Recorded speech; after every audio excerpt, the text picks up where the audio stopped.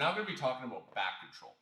Unlike the other videos where we wanted to show you guys how to escape full mount side control and then show you guys how to control the positions a little bit afterwards so that you're not shutting down those escapes. Back control, if you don't understand how to control back control, people can't work on escapes either. So the escape series will be coming after this.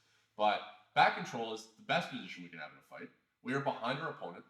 All Rob's weapons are facing away from me, and I have all the control in the world to be able to do what I want to attack. So when we're talking about back control, we're talking about having the hooks in, and we're talking about having some form of upper body control, usually this seatbelt harness control. Now, one of the biggest things that I got from both Ryan Hall and Rob here was the idea of primary and secondary control. The secondary control is my legs here controlling Rob's hips, which means primary control is actually my ability to have direct rotational control of Rob's chest and back here attached to my chest. This was something that, I guess, probably because of the emphasis that you have to have these hooks in to be able to actually get your points in competition for back control, I always felt like the hooks were, for some reason, way more important than they actually were. But if we look at rotational control, my ability to stop Rob from being able to spin independently for me, if I have both, excellent. But if I have just the hooks in here, oh no, I can't actually stop Rob from spinning. But if I don't have hooks, and I just have this, and even if Rob does start to move, my ability to just stay with them and attach to him like a backpack, he's never going to be able to turn into me. And that's going to be his goal when he's trying to escape, is to be able to actually spin independently from me and get his chest back facing my chest. And so when we're talking about primary and secondary control, that was such a game changer for me. Yeah, and this is just for those of you that are at all familiar with any of my work, this is a little bit distinct from the idea of primary and secondary control when it comes to submissions. Yeah. When we cover the rear naked choke, we'll kind of talk about the idea of primary and secondary. But the idea is that whatever effective control we're trying to exert over somebody, whether it's back control or whether it's in the case of submissions, we have a primary mechanism, which is what's breaking or choking you, and then we have a secondary mechanism, which is what's controlling you. These are just primary and secondary mechanisms of control. So it's important to distinguish between those two things. The other really important thing about back control is not just thinking about it in terms of primary and secondary, but thinking in terms of direct rotational control and lever-based rotational control. So Rory mentioned the seatbelt, the harness. That is a way, even independent of the hooks, that is a way of me directly attaching, basically like a hug. I'm attaching myself to Rory's chest. There are different versions. We favor hiding the killing hand under certain circumstances. Under certain circumstances, the center chest grip is great. Different ways of gripping. Like even something like this is still direct rotational control. Even though I'm not using over-unders, I'm double under. He still can't rotate independently of me. However, what direct rotational control is not great at is making Rory turn. If he just stays put and I try to make him turn, that can be very difficult.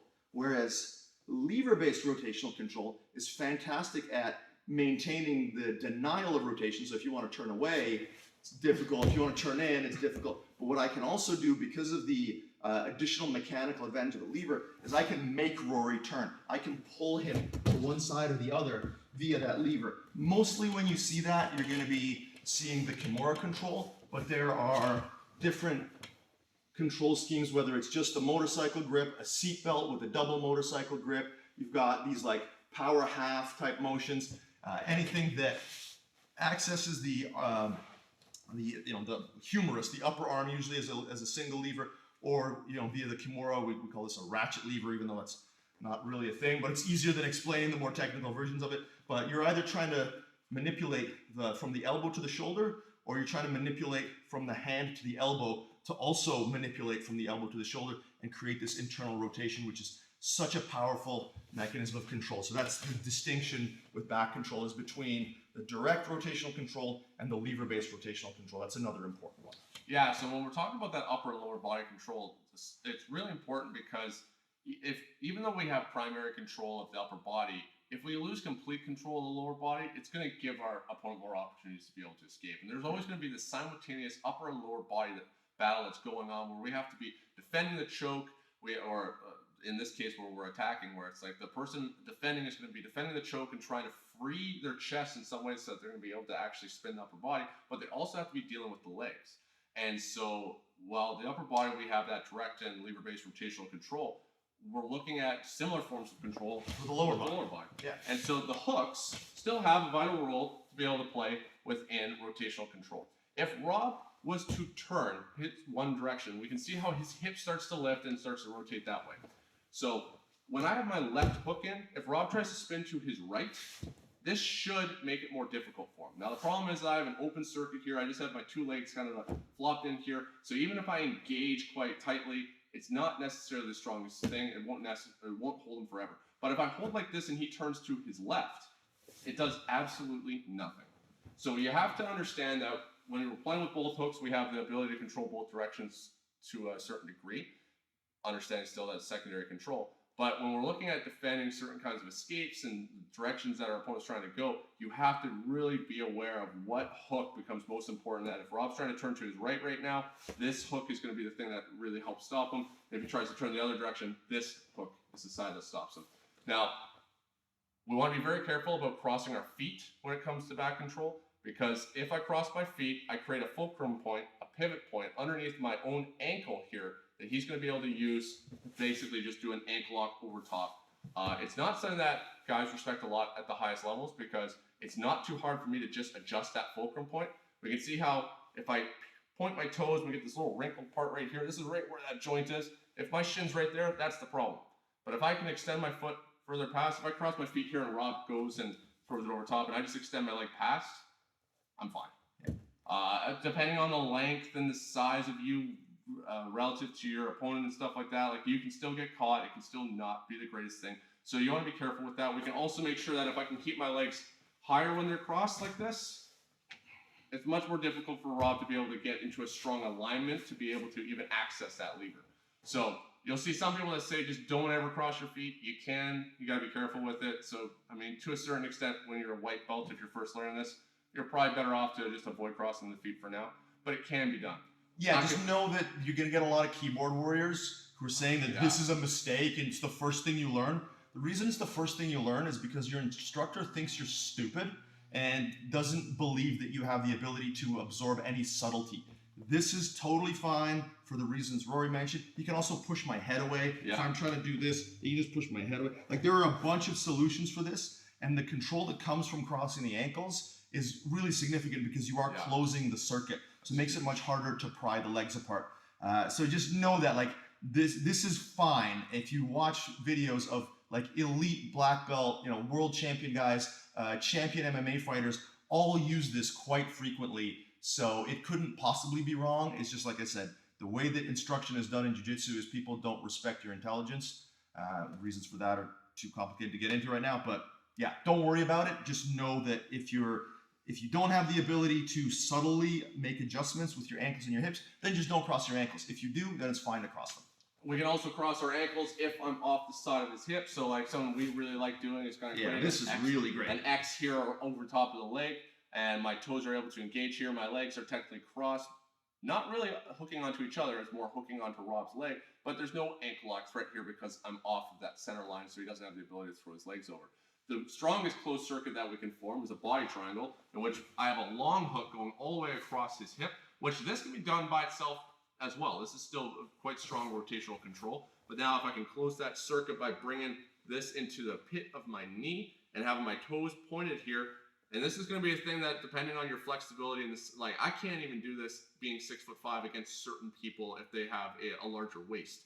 And so you don't want to be trying to get this body triangle going if you're just hooking over top of your toes like this, and it's not quite happening.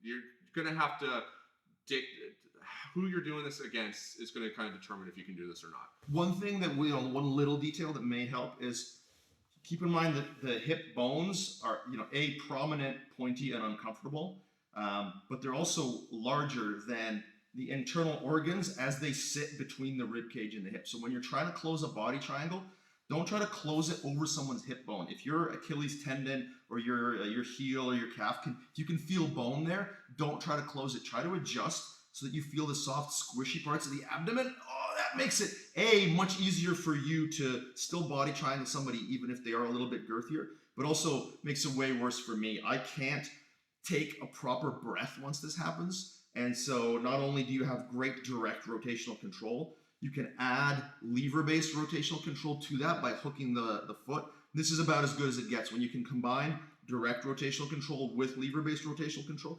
Even with that ankles cross position, it kind of does the same thing. He's got direct rotational control and he's controlling this lever to my hip, right? It's more powerful with the body triangle, so definitely do the body triangle. But this is a great intermediate one if you don't have the leg length for the body triangle. But just know that with the body triangle, it's not just about the control, it's about sapping my energy because I can't breathe properly. And to do that, you've got to be across the abdomen where there's no bone, no ribs, no hips, just my squishy belly. So yeah, besides like what Rob just talked about here with this little X configuration, we've mostly just talked about direct rotational control so far, which is just me attaching my hips to the back of Rob's hips. But when we're looking at lever-based rotational control, I can take something like a hook here, where now I have axes. We can see how we've compromised the structure of Rob's leg here, causing some external rotation of the hip. And now my ability to be able to have that rotational control with still a little bit of direct rotational control here with this leg, huge. So if Rob tries to turn either direction, very strong. But now my ability to also use this, even if it was just this leg by itself, I can now whip Rob around, which will be great in certain circumstances where if I'm starting to lose position and Rob's starting to get out, by switching to, like say if I was here, if I go to a lever now, my ability to take Rob and bring him back to control that position is fantastic. It also allows me the ability to do stuff like if I have a lever on the left side and I have a lever on that bottom right side, so I have this cross-body rotational control or diagonal control, we can see how now I can start to bend Rob and twist him in different ways. That was a more exaggerated example, but if I wanted to keep all the same control but still be able to bend him up, suddenly now he's going to be less effective at being able to defend any of the onslaught of submissions I'm going to throw at him because I've broken your alignment. Exactly. So back control is super dominant, but just like the other positions, if we are losing it, everything could go catastrophically bad. And there's nothing that we hate seeing more from our students than back control, Rob starts escaping, I'm holding on to it. No! And I went from the best position in a fight to now just bottom close guard. Yeah. Oh my God. Why'd that happen? Because I didn't think about the control of the position, I didn't recognize that it was failing, and I didn't tactically retreat. And so, take us through this. If we're on the back and we don't like the way things are going, so again, we're always going to be using a combination of direct and lever-based rotational control. Let's say I'm on this side, so this is, when we call this the strong side and the other side the weak side, that's a little bit, unfortunately, archaic terminology because they're just different forms of control. They've got advantages and disadvantages. But let's say I'm on the choke side and Rory starts to turn into me and I start to lose this control. If I don't do something, the next thing that's going to happen is I'm going to be on bottom and I'm dealing with him in my closed guard, which is not the end of the world, but this is way better. So there are two things we can do. We can either tactically retreat to the mount or we can attempt to reset the back. So if we go back to me having my hooks in, if Rory starts to turn into me, as long as I keep my chest tight to his triceps and shoulder area, he can't complete the turn. For him to complete the turn, his elbow has to pass my center line and he has to be able to get into base on this arm, so go ahead. All of that has to happen. Whereas for me, I need to use my right elbow, which is the one that, which would be the choking hand. I need to use that for base, but if we rotate head towards the camera, is if I was still trying to hold on, he can actually derive base from my chest by pressing his elbow against it. Whereas if I let go and go into base myself, he can't derive base from my chest because it's not parallel to the floor, and I can simply pop up into the mount. Unfortunately, there's a whole generation of grapplers that views that as an escape because of the Eddie Bravo Invitational overtime rules. Yep. That's bad jiu-jitsu. Thinking that giving up the mount for a back escape is somehow something you should strive for is really, really terrible. And if you're preparing for an EBI rules contest, that's fine. Go ahead and do it. But just know you are actively making your jiu-jitsu worse. And it's particularly from a self-defense MMA perspective, if you think that trading the mount for the back is some kind of escape. It's not. These are pretty much parallel positions. And in a fight, you could argue that the mount is worse because any damn fool can punch you in the face. It takes a skilled jiu-jitsu practitioner to choke you from the back. So just understand that. There's absolutely nothing wrong with trading the back for the mount from my perspective. The other thing that we want to do here, let's just rotate around all the way to here, is if I feel like Rory's starting to turn into me, he's getting his hips off of my hooks, I will take a lever-based rotational control approach, and I will use this hook from an inside hook, alternating it now to an outside hook where I can push his left leg away, come up into a chair sit, which is the motion that we've taught specifically for taking the back, and just use it in this context. That outside hook is like a key thing because we didn't talk about that because it doesn't usually fit within the back control position as itself. But it's complementary reset, yeah. Exactly, and we're talking about rotational control. And so there's going to be times when people are trying to escape your back control that we're not super concerned about trying to stop them go in one direction, because in that sense, when we turn to the side here, if I keep turning to my right, all I'm doing is just continuing to keep my back exposed to Rob. And this is something that we'll be talking about when we're going through the escape series. What I'm looking to usually do with my escapes is once I start to get some detachment, is to occupy that space behind my shoulder blades with the floor. Because now if I'm here, Rob can't be on my back because he's not an X-Men. He can't face through the ground. But this, I'm always exposed. And so Rob's hook on the outside here, obviously this on its own, you'd be like, well, there's nothing stopping Rory from being able to turn that way. Rob doesn't care if I turn that way because I die. But he just wants me to stop from being able to turn back in. So with that hook, if I'm like, he's engaging it properly. He's got a little bit of an internal rotation of his hip here. He's got his knee kind of going in the side of my knee. The foot's hooking and causing that internal rotation of my hip. There's some subtle details that if you try to do it to your partner, you might be like, well, this doesn't work that well. But that's stuff that will come in time. That hook there is to really emphasize controlling me and stopping me from being able to ever turn back in. I would never be able to reverse you. Exactly. And the common theme between both of those things, whether it's me transitioning to the mount or me utilizing the back reset, is that I'm on my elbow for base. If I hold the back and let's just rotate this a little bit, and I end up on my shoulder or on my triceps, I give Rory control of a powerful lever. So that lever-based rotational control, it actually works in both directions. This is working against me now.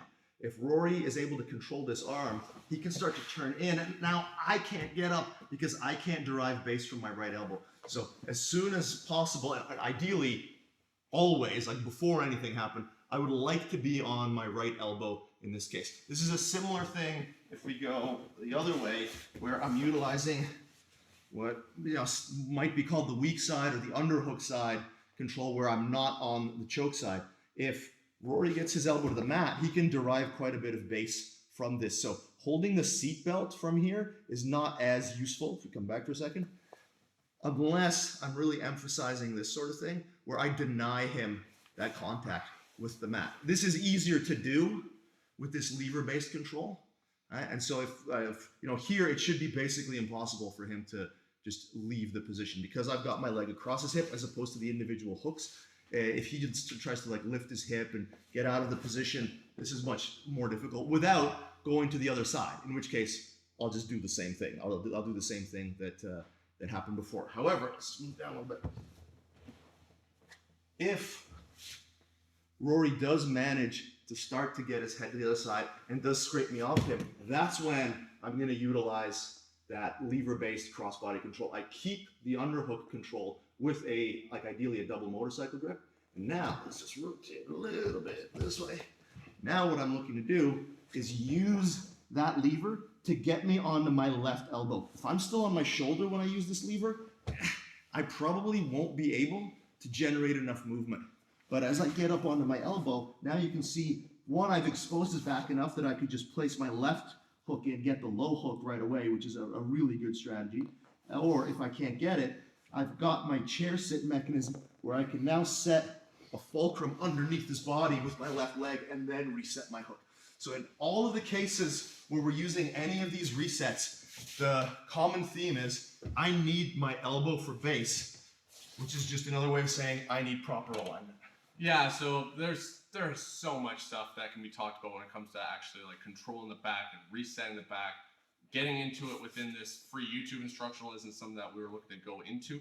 We're just looking to give you guys an overview here. Then we have several videos that we're going to show you on how to take the back, and then we're going to show you guys some videos on how to escape the back.